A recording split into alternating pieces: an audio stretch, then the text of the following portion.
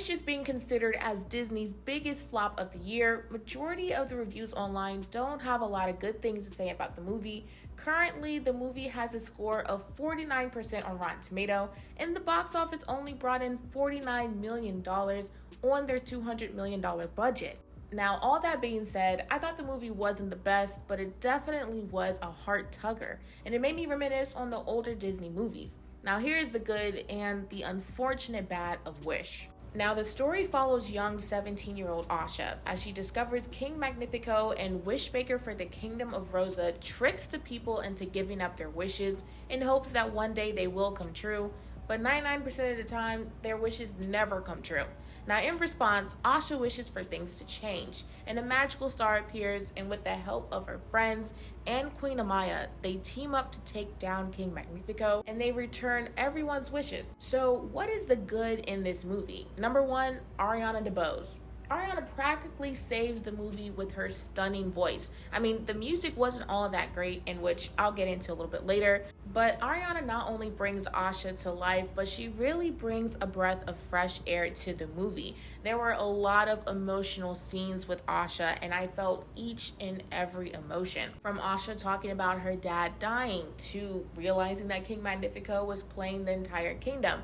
I felt everything that Ariana was trying to portray in Asha, and honestly, that's what we can expect from Ariana, as she is one of the original Hamilton actors, and she did win an Oscar for playing Anita in West Side Story. So Disney did a great job with picking Ariana, as she sounds pretty much perfect in everything that she does. The next good thing about this movie is that Disney really nails the friendship part. Now, we all know that Disney places a lot of focus on friendship. Robin Hood to Little John, Basil and Dawson, Woody and Buzz, you name it. There are a bunch of good friendship duos. And even though they all work in the kingdom together, forcing them to be around each other, they all come together to help Asha take down King Magnifico in the end, making them true friends and not just co-workers. Well, except for Simon, until the end. It is important to note that Asha and Dahlia were the highlight of the movie, dare I say the heart of the movie. Asha confided in Dahlia throughout the entire film, one example being when Dahlia was hyping Asha up before her apprenticeship interview. Dahlia was also one of the first friends to spot when Asha was trying to hide Star, and Asha even entrusted Dahlia to stall the king while she was going to free all the wishes. Needless to say, Disney went back to their roots of true friendship with these two, and it definitely paid off and made the characters more relatable. These two are almost like sisters. Nowadays, when we think about Disney sisters, we think about Elsa and Anna, but the real Disney fans know that Lilo and Nani were the OG Disney sisters. Now, speaking of originality, this leads me to the third good thing about this movie, which is the animation. Now, I know what you're thinking. The animation was awful, and the worst part about the movie.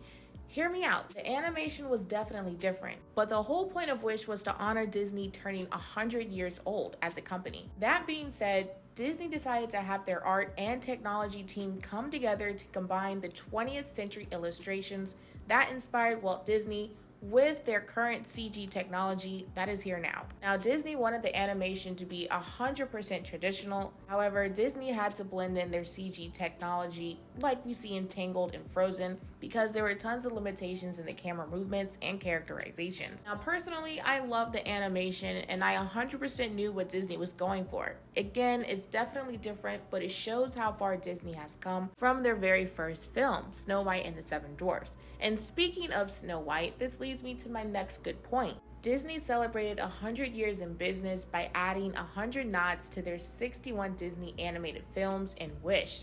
Now, it was fun watching the movie and seeing all of the connections to the 61 Disney films. Now, I did not catch them all, but I did notice a few, such as Asha's friends literally mimicking the Seven Dwarfs, Asha wearing the fairy godmother cloak from Cinderella, and even at the end of the movie where we saw the classic characters such as Oliver and Company and Robin Hood being drawn out in the ending credits. Now, we all know that where there is good, there is also bad. Something that I didn't like about the movie was the music. Now, I don't want to sound like the Ice Queen, but the music was forgettable. Normally when I see a Disney movie, I immediately want to replay the soundtrack later on.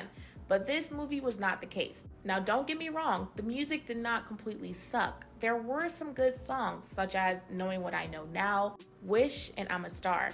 But it's not anything that I would want to play on a road trip. Like, we don't talk about Bruno. I could play the entire soundtrack of Encanto.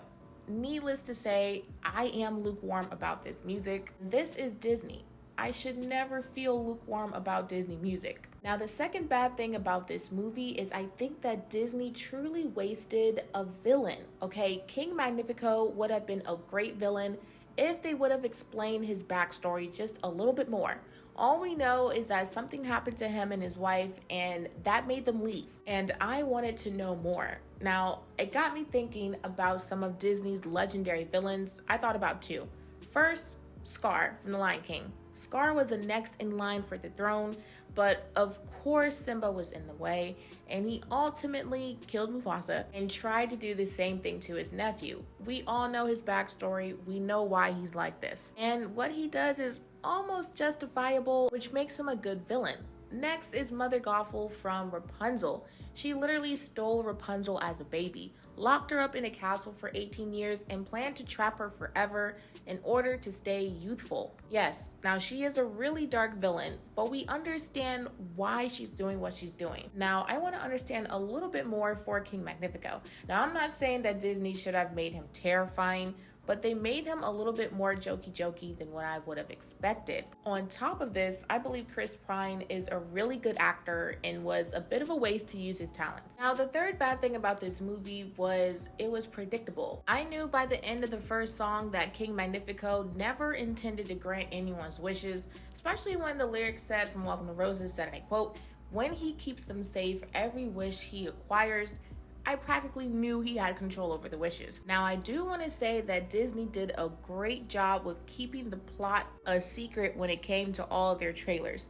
I did not know what was going on for this movie leading up to go into the theaters, and that is pretty rare nowadays. However, the first 5 minutes of the film already knew what was up. So that was the good and the bad of the movie. Overall, I thought the movie was emotionally interesting and predictable. Was it a bad movie? No. Did it underperform in terms of how Disney normally performs among audiences in the box office? Yes.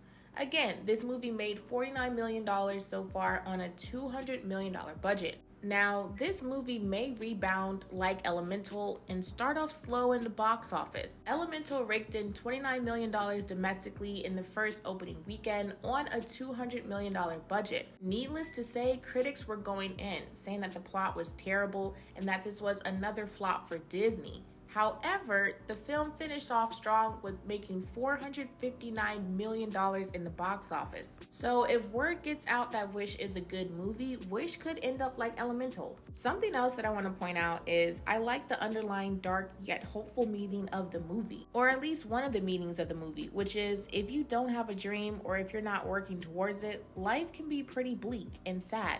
Just like Simon. Simon gave his wish up once he turned 18 and he started to be boring. And what was interesting is that he even ratted out Asha just to get his dream come true.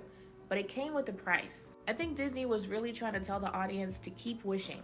Hence, the movie is called Wish. Now, all in all, it was not the best Disney movie, but it did hit the mark in honoring Disney's 100th anniversary, and who knows, maybe this movie will turn out to be a sleeper hit like Elemental. I want to know what you guys think. Did you guys like the movie? Did you like the animation? Do you think Disney needs to start from the drawing board again? And I also want to know what you guys' favorite Disney animated movie is. Comment below your favorite movie, like and subscribe for some more Taylor Talks, and as I always say, guys, stay safe. See ya!